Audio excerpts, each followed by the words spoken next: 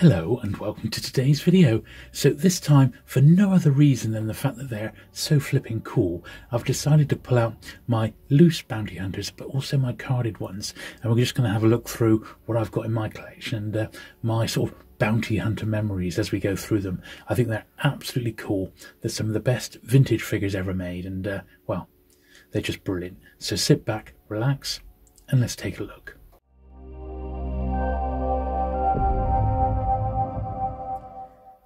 Okay then, so what better one to start with than perhaps, in my opinion, the greatest bounty hunter stroke action figure that was ever made for the classic line, and that's Boba Fett.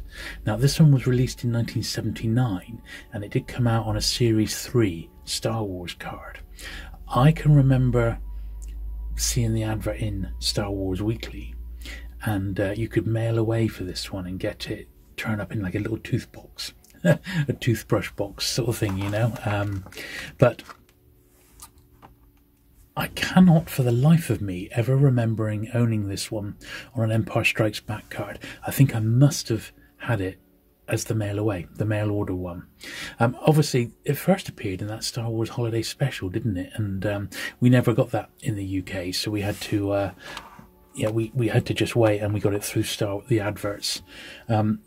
In Star Wars Weekly, that's where we got it. Now, I think it's fantastic. My particular one, I took this to a toy fair. I think it was one of the Cheshunt toy fairs in the UK back in the early 90s, maybe 92, 93. And Jeremy Bulloch, Dave Prowse was there. There were a couple of others. They just sort of started to do signings at toy fairs, stroke sci-fi, mini sci-fi cons, as a way to supplement their income as actors. And Jeremy Bulloch was, I took a few bits up to him, so I got this one signed. I've got the Sigma ceramic Boba Fett figure, I've got that one signed, and a few other bits and pieces as well, my autograph book, a couple of stills, that sort of thing. And he was the nicest person you could ever hope to meet. I mean, he really was a really great guy, very sadly missed. Doing my research on these, I've found that there's up to 30 different carded variations of Boba Fett. This is just the very bog standard Kenner one. 77 back on this one, so 77 figures on the back. And like a lot of the Kenner ones, the bubble has yellowed. It's not the worst yellowing that I've seen, but it's not great. But you know, when I had these, they were perfect. And it's a shame because the Palatoy one, we had multiples of when I had the shop. They weren't particularly scarce. There was cases and cases of that assortment going around, and there was always one or two Boba Fetts in that lot. And we used to knock them out for about £85, and they were literally case fresh. So I do regret not having a British one. But hey ho, obviously I've got a really nice loose one, and I think that just the design of this is just phenomenal. This is a particularly minter, and when it was released on the Tri-Logo card, which once again I don't think I ever had through my hands, although I saw it a few times, it came out in this much paler version. The bit of his knee is unpainted. It's a much scarcer one, but also hard to find in high grade. But what a fantastic figure, and I personally think it's the best figure that was ever made, and I'm certainly not alone. Whether the interest in Boba Fett will continue, I mean, obviously we've got the Book of Boba Fett, we've got the Mandalorian TV series where they're taking this classic design. Certainly price-wise, there seems to be no end in sight for this particular figure. He's just so good, it ticks so many boxes, and you know, the demand is there, and whilst the demand is there, I guess the prices are going to keep going up. But I absolutely love this one, and yeah, it's just worth looking at all day, isn't it? So the next one we'll take a look at is Bossk. Now this, along with the rest of the bounty hunters, was first seen on the bridge of the Star Destroyer in that classic scene, which was so memorable. And I remember watching, before I saw Empire Strikes Back at the cinema, I'd read the comic book adaptation, and I think the novel as well. But the comic book adaptation was the first time I think I actually got to see what they looked like. Either that, or maybe as still in the once again in the Star Wars Weekly comic.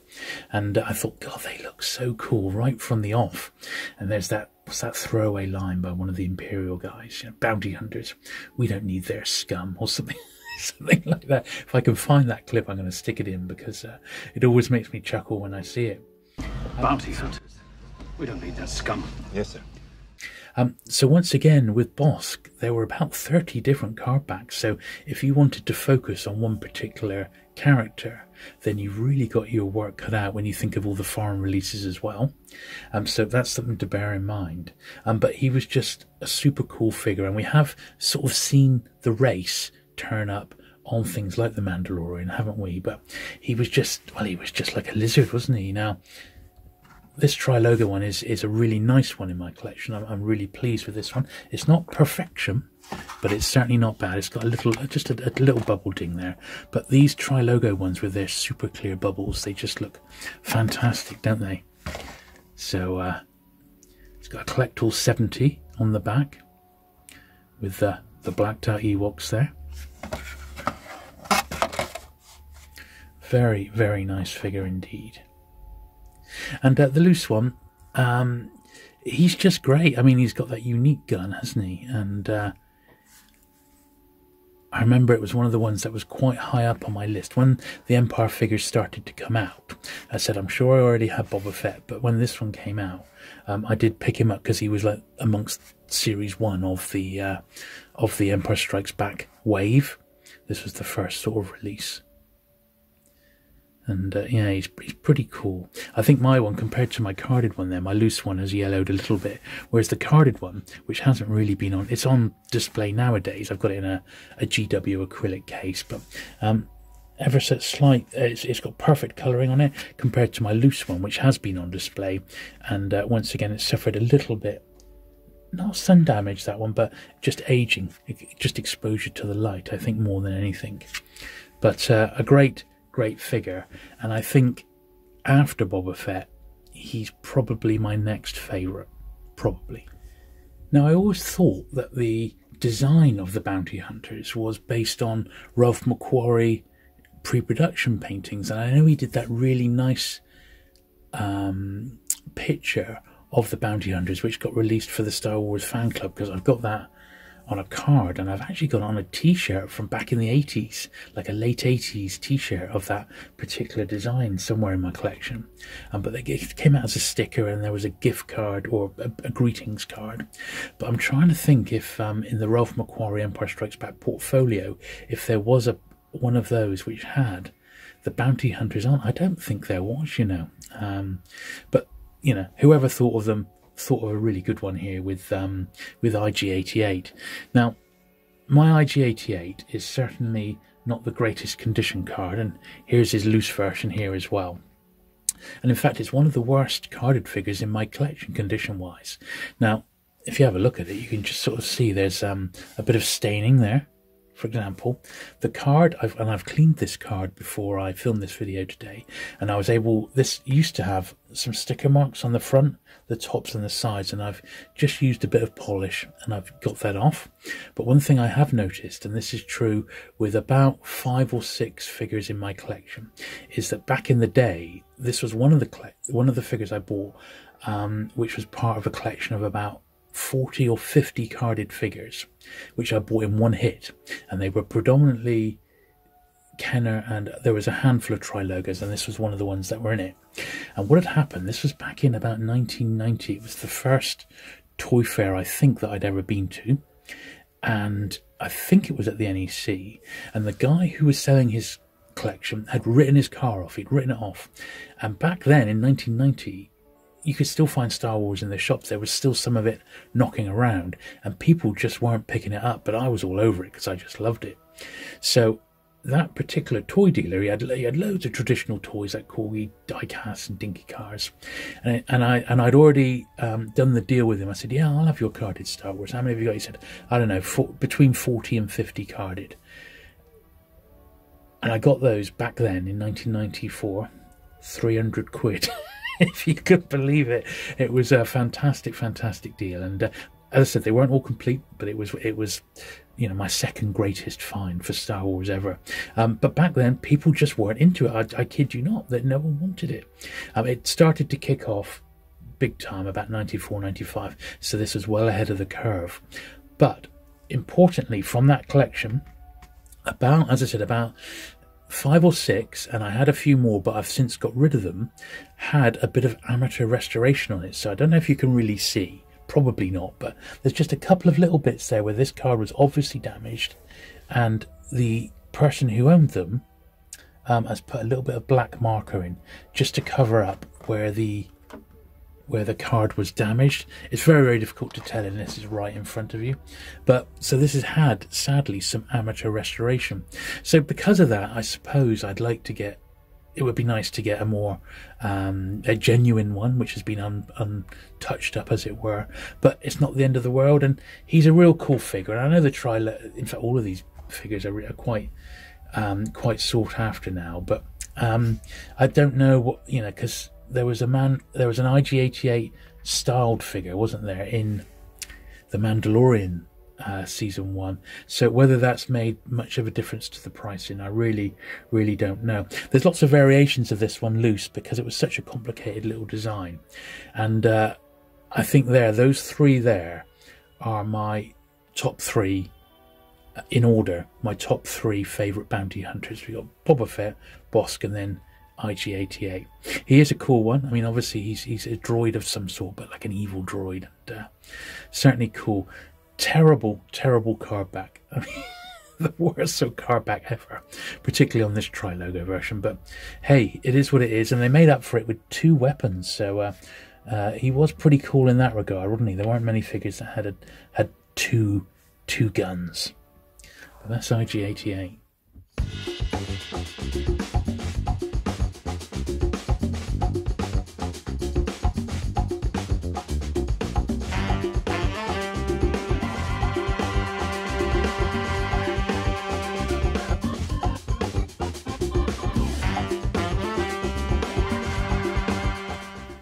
Okay, next we've got Dengar.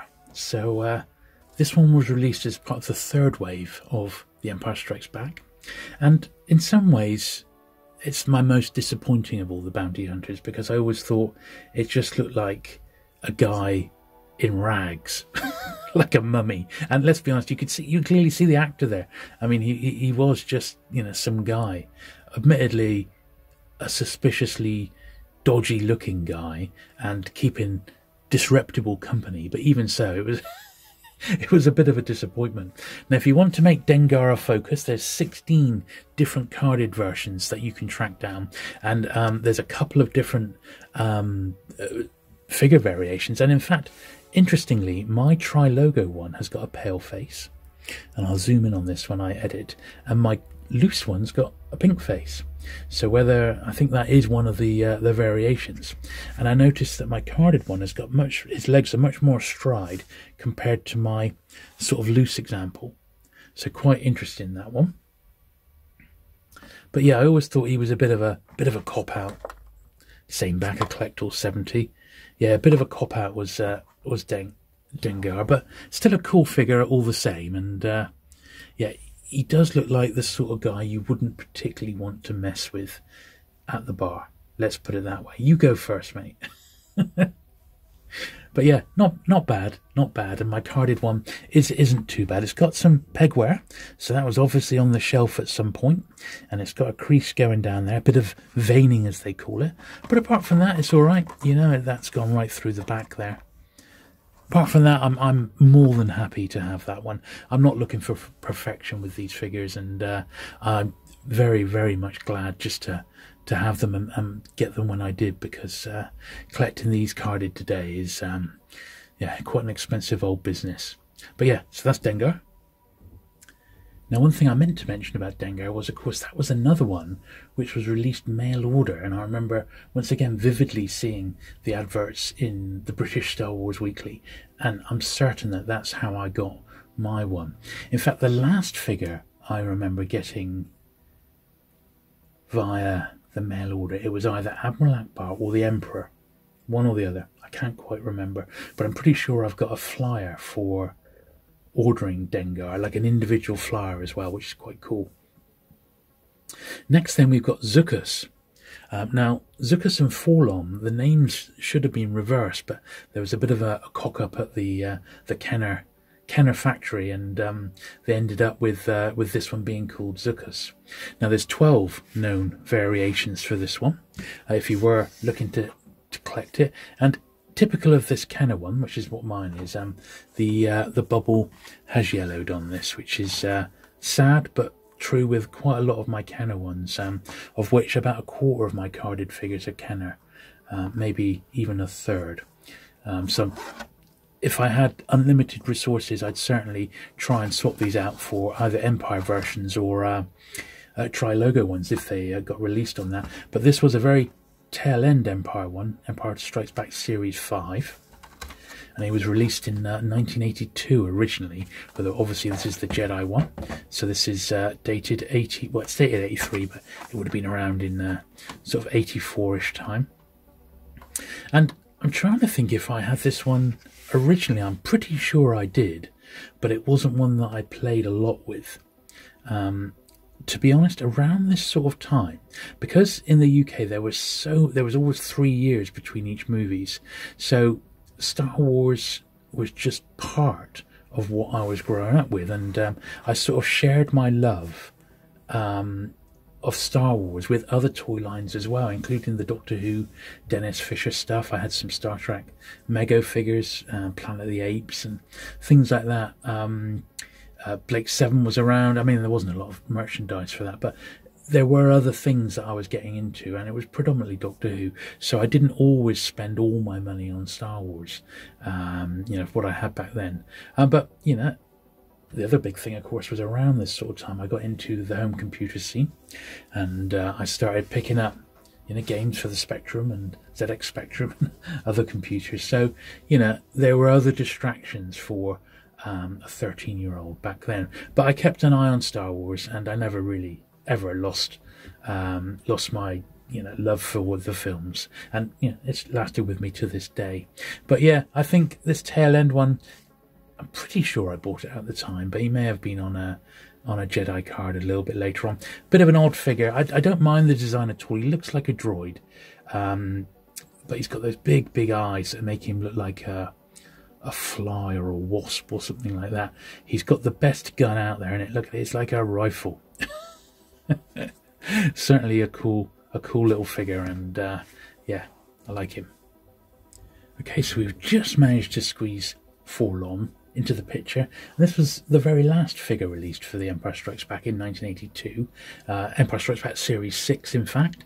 I mean, it was just released all on his own, and there are approximately 12 or 13 different card variations to this one. Once again, this should have been Zuckuss, but the names got swapped.